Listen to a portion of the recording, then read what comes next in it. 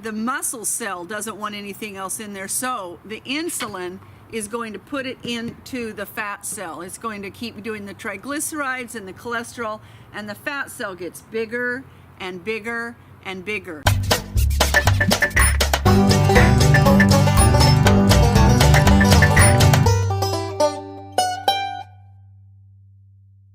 Well, we had our table of blame, and if you recall at the table of blame, that if you eat it and you don't exercise it, then you get to wear it. That's what the table of blame is all about. Well, I'm also going to review a couple of things. Now, you'll recall that the cell, that once we eat, do you remember when Jim had the esophagus and all of that here? And once we eat and the food goes in, then the pancreas sends out the signal for the insulin. And this key is going to represent the insulin. And the insulin goes to the cell and opens the cell and unlocks and lets the sugar go in. That is a normal process. So if you eat normally, then the pancreas stops giving insulin, the sugar goes into the cells like it's supposed to, and everything goes back to the way it normally is. We exercise, we use up the fat that's in the cells, and it's normal. So if you have more sugar, then you have more insulin, which is bigger, see, bigger, to open up the cell to let it in. Now, insulin is really a fat storing hormone. Without insulin, we don't store fat. But if we just keep putting in the carbohydrates and the processed food and all of the things that we put in with those carbohydrates, and we just keep releasing insulin, then our insulin gets to be a lot more, and our cells grow a lot more. So if you're trying to get in with the insulin, and you work at it and work at it and work at it, and the cell won't let you in because the cell is full and it does not want anything else in there.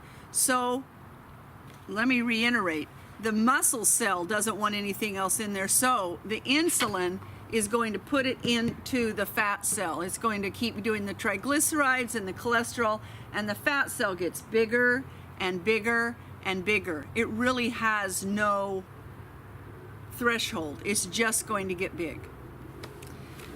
Well, enter on the scene a new protein. This little guy,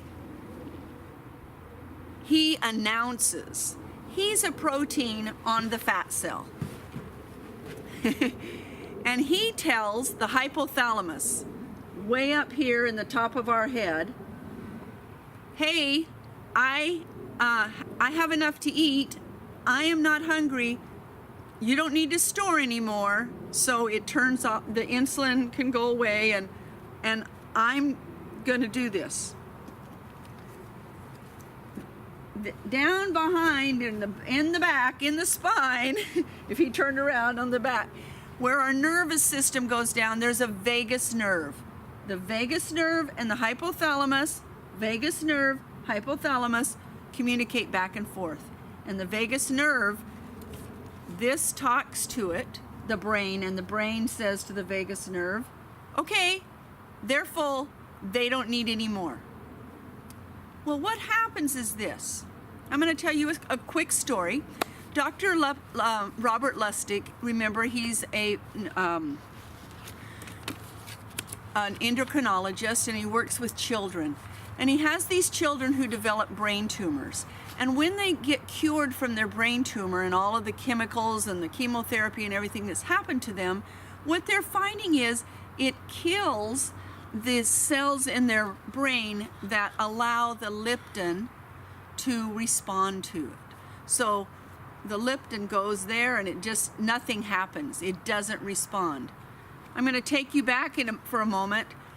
Insulin, when our bodies do not have insulin at all, that's called type 1 diabetes, type 1.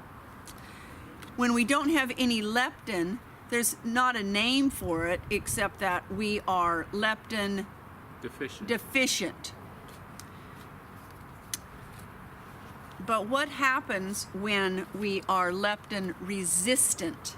Meaning we have the leptin, but we are overpowered by the amount of insulin So the leptin can knock and knock and knock on the hypothalamus and nothing happens. And that's what happened to these children.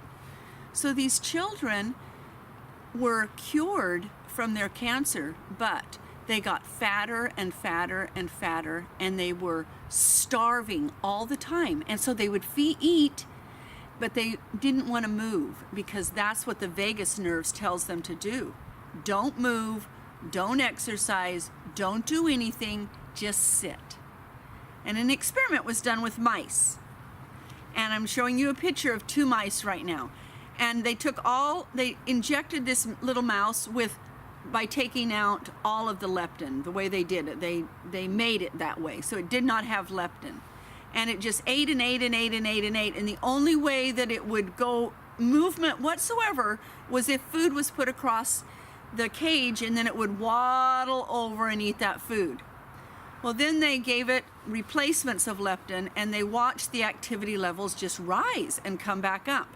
And it started losing weight, it stopped eating. That is the discovery that has been made about why obesity is not your fault. Now, it has behaviors that we all are like, oh, but it's the behavior, oh, it's what we do.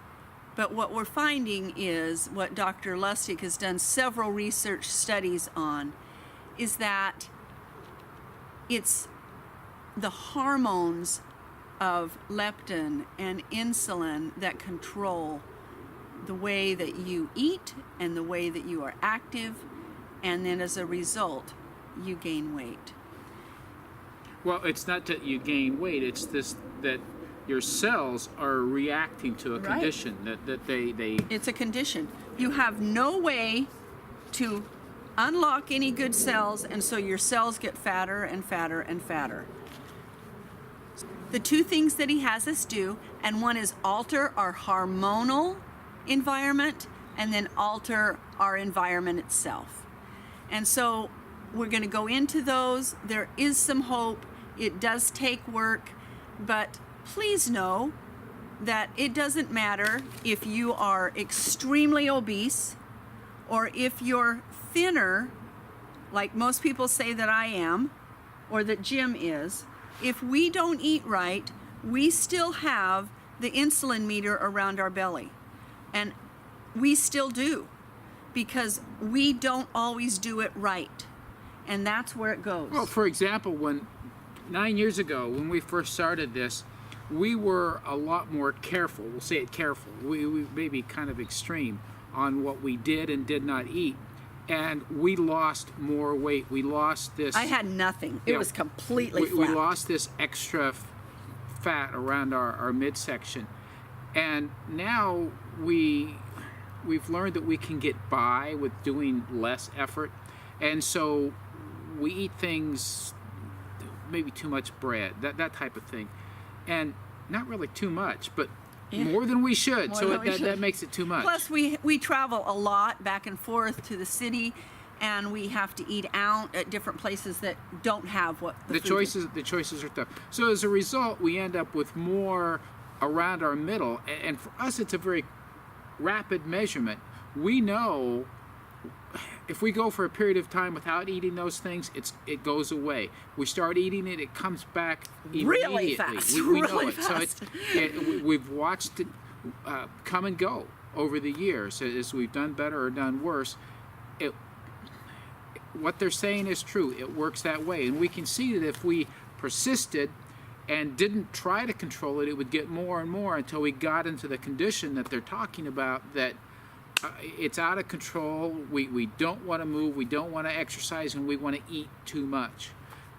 Then it just multiplies. And the depression, the depression that comes with the hormones. So this little guy, this little leptin, was only discovered in the 1990s, and they did research on it, and they're still doing research on it, but they can't do a drug that fixes it. They have not been able to. There's one drug that does. It's super expensive. It has to be done with injections, and they're only using on some of these cancer children. And it has lots of side effects. Lots of side effects. So it comes down to really a lifestyle change but one that's going to be where you're altering your hormones that are causing this. So it is a way of hope. It's a huge way of hope. Yes. Yeah. There's an answer. There's a solution. And the thing that was so wonderful to us is in this book, Fat Chance, and in Dr. Schwartzbein, where we follow both of them, the reason that we followed them, we didn't say this before, is because they eat real food. There's no fad diets, there's no vegan, there's no gluten, there's nothing like that. It's real food. That's what, and it's a balance of real food. So it's easier to follow. And that's why it's not a diet. It's a lifestyle change. And it's also not eating the same things day after day. It's having a mixture. Huge variety. And during the course of the day, eating different things. So you don't have the same thing for breakfast day after day, the same thing for lunch. You mix it up. You got to mix it up. So we're going to talk about how to change your hormonal environment and your environment to be able, over this period of 180 days, to be able to change. And we're learning this new too. This is a marvelous revelation for us, so we share it with you, and we're very excited. We do encourage you to read this book. It's an amazing book. It's easier if you're a nurse, but because there's a lot of scientific stuff, and what I told about today was like leaning over the top of it, but it will help you understand the scientific part behind it. And with what has been learned and is being learned about leptin and what's associated with it, we know that there'll be other discoveries to help explain a lot of what we see when people are saying, but I diet and things don't change. Well, understanding more of how leptin plays into that and how our body and our hormones interact help us understand why some of these diets don't succeed. And as more is learned, the understanding will expand beyond that, and we can see even more clearly what kinds of things we have to do. But it all comes back to the same basic things. Eating the real food, eating it in correct portions, balancing it out, and exercise. That mixture is consistent, but the beauty of it is the way you feel, the way you act with other people, the way they interact with you, the way they see you, it's very different and it's very helpful. It's worth it.